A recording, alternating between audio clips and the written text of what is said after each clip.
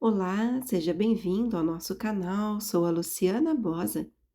Este é o capítulo 9 do livro Manso e Humilde, de Danny Ortland.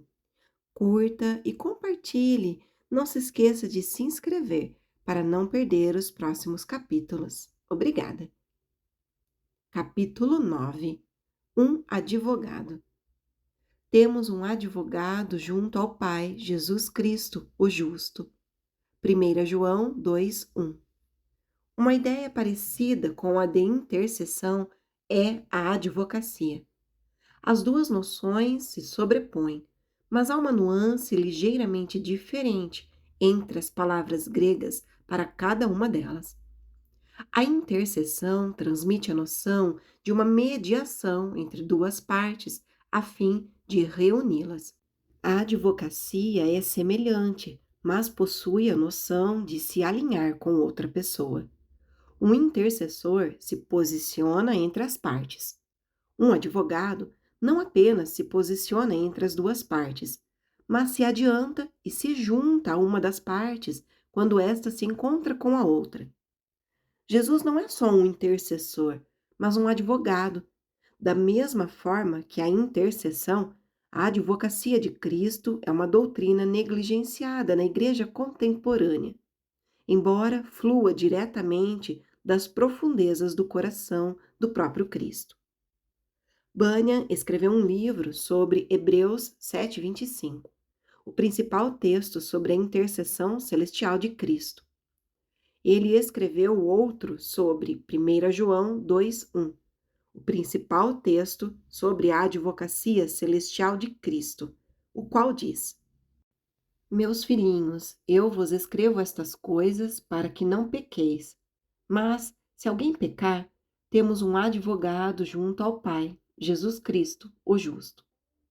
A mensagem do Novo Testamento sobre a graça faz diferença moralmente. O Evangelho nos conclama a deixar o pecado. João afirma expressamente que escreveu sua carta a fim de que seus leitores não pecassem. Se essa fosse a única mensagem da carta, já seria uma exortação válida e adequada, mas nos esmagaria. Precisamos não só de exortação, mas também de libertação. Precisamos de Cristo não só como Rei, mas também como amigo. Não apenas acima de nós, mas também próximo a nós. E é isto que diz o final do versículo. Mas se alguém pecar, temos um advogado junto ao Pai, Jesus Cristo, o justo.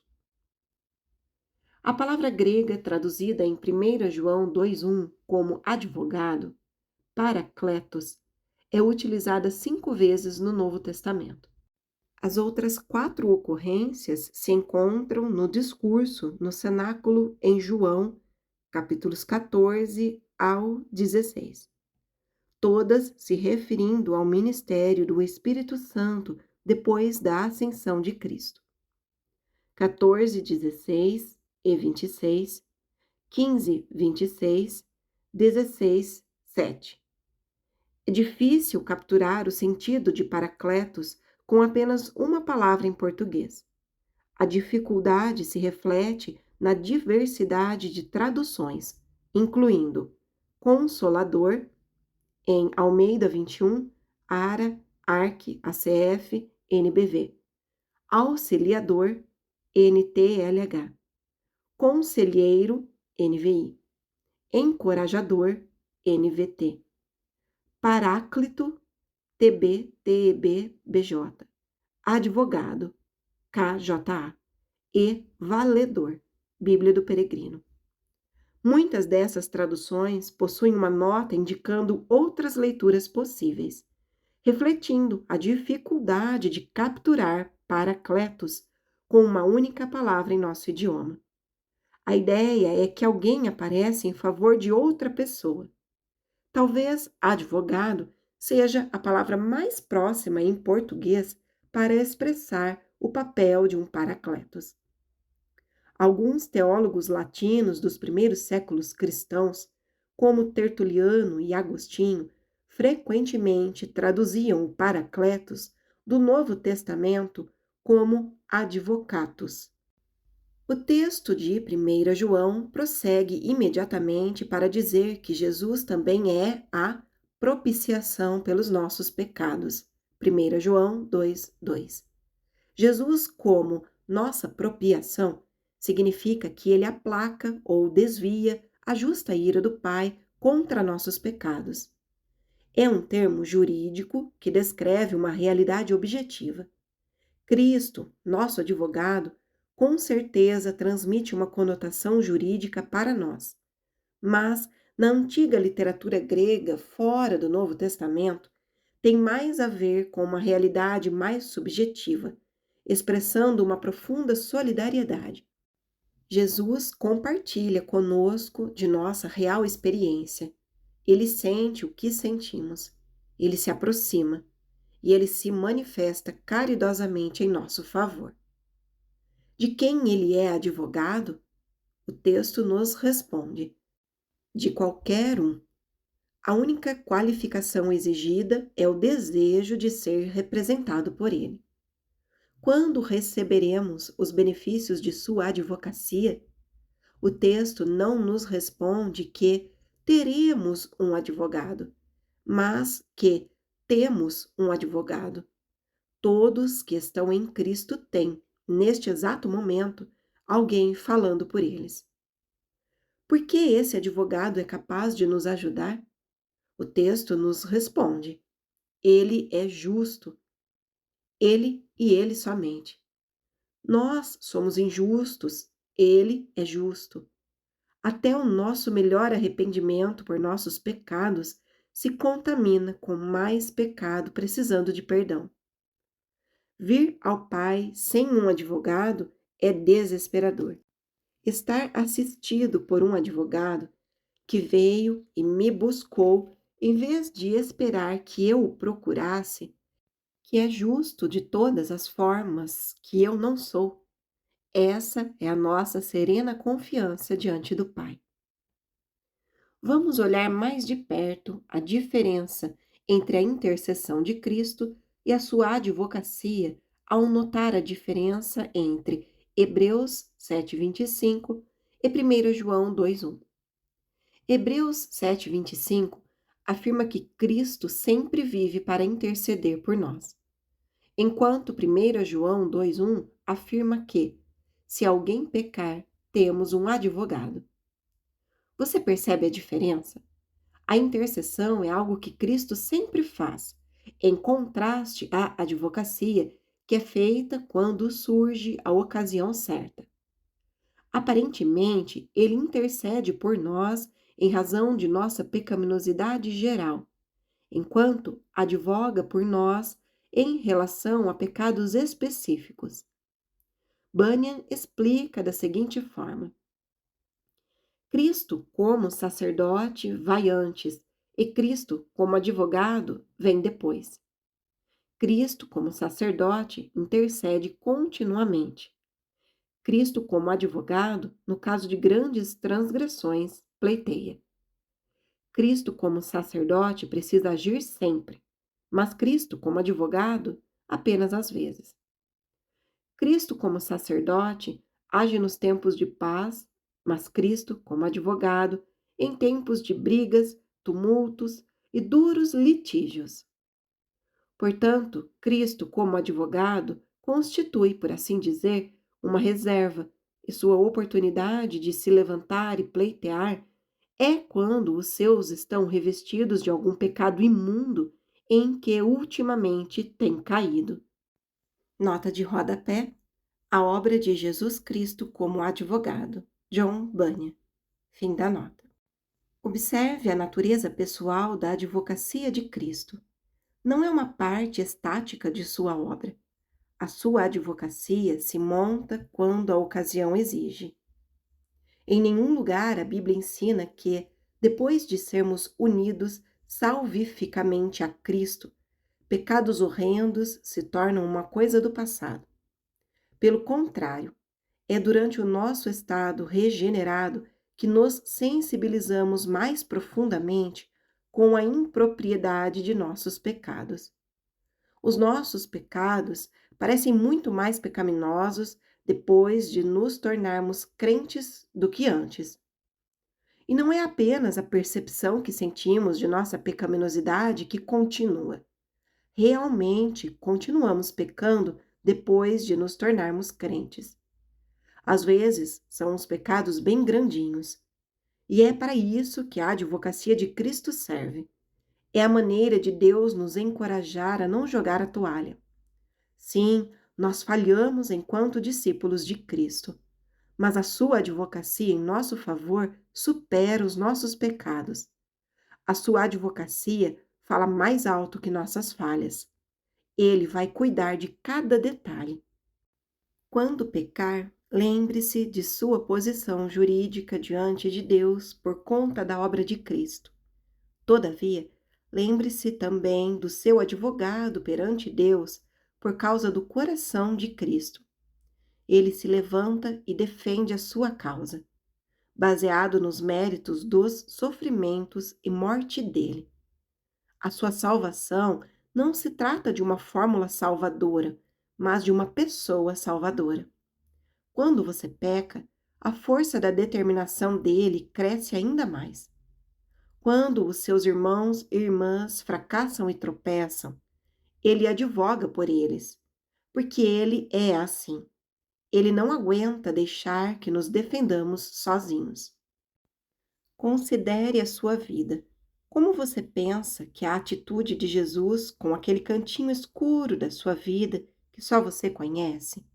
Aquela dependência exagerada do álcool, aquele temperamento que explode vez ou outra, aquele negócio mal explicado com suas finanças, aquela vontade inveterada de agradar as pessoas que parece gentileza, mas você sabe ser temor dos homens. Aquele ressentimento entrincheirado que vaza em acusações pelas costas, aquele hábito de usar pornografia. Quem é Jesus nesses momentos de trevas espirituais?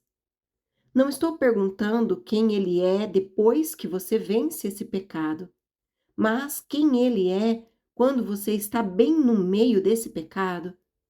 O apóstolo João diz: ele é aquele que se levanta e desafia todos os acusadores. Segundo Bunyan, Satanás tem a primeira palavra, mas Cristo tem a última. Satanás fica sem palavra depois do argumento de nosso advogado. Jesus é o nosso paráclito, o nosso defensor reconfortante, aquele mais próximo do que esperávamos, e o seu coração é tal que ele se levanta e fala em nossa defesa quando pecamos, não depois que passamos por isso.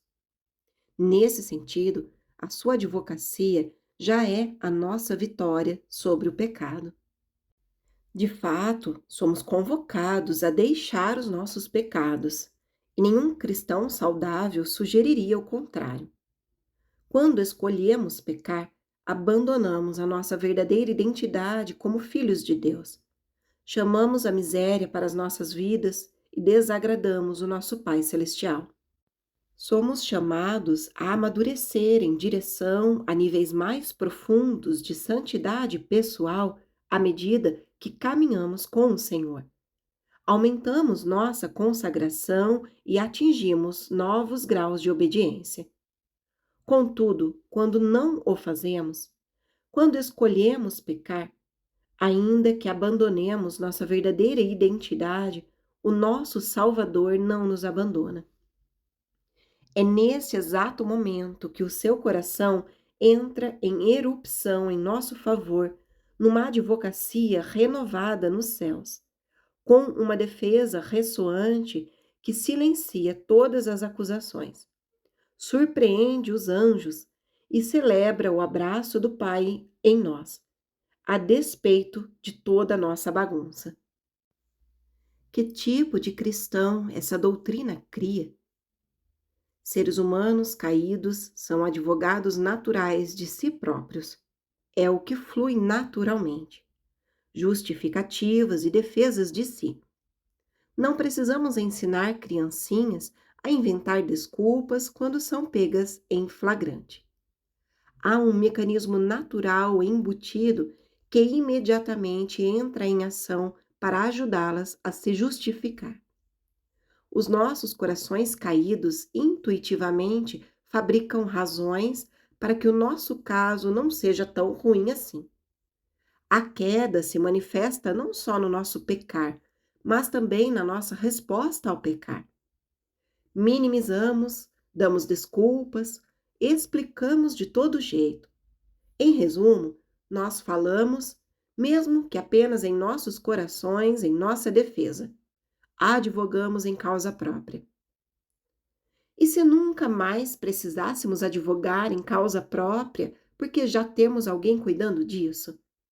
E se esse advogado soubesse exaustivamente sobre como somos caídos, mas fosse capaz de fazer uma defesa melhor que qualquer um de nós? Sem colocar a culpa em outra pessoa, sem desculpas esfarrapadas, que são nossas estratégias mais comuns, mas perfeitamente justo, apontando para o seu sacrifício totalmente suficiente e os sofrimentos na cruz em nosso lugar, seríamos livres, livres da necessidade de nos defender, de aumentar nosso valor próprio por nossos esforços, de desfilar silenciosamente nossas virtudes na frente dos outros, enquanto dói no nosso subconsciente saber de nossas inferioridades e fraquezas. Podemos deixar a nossa causa com Cristo, o único que é justo. Bunyan explica melhor. Cristo pagou por nós o preço de sangue, mas isso não é tudo. Cristo, como capitão, venceu a morte e a sepultura por nós, mas isso não é tudo. Cristo, como sacerdote, intercede por nós nos céus, mas isso não é tudo.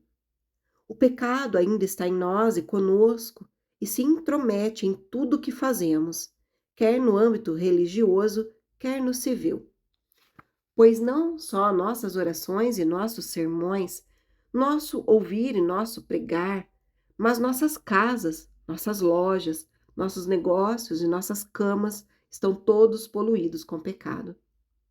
Nem o diabo, nosso adversário de dia e de noite, se cansa de contar nossas transgressões ao Pai, argumentando que deveríamos ser deserdados para sempre por isso. Mas o que faríamos se não tivéssemos um advogado? Sim, se não tivéssemos alguém para nos defender. Sim, se não fosse por aquele que pode vencer e que fielmente executaria o seu ofício por nós. Bem, a morte seria certa. Porém, já que somos resgatados por ele, vamos, quanto a nós, colocar a mão em nossa boca e nos calar. Não minimize o seu pecado, nem dê desculpas por ele. Não se defenda. Simplesmente o leve àquele que já está à direita do Pai, advogando por você com base nas feridas dele mesmo. Que a sua injustiça, em toda a sua escuridão e desespero, leve-o a Jesus Cristo, o justo, em toda a sua luz e suficiência. Fim do capítulo.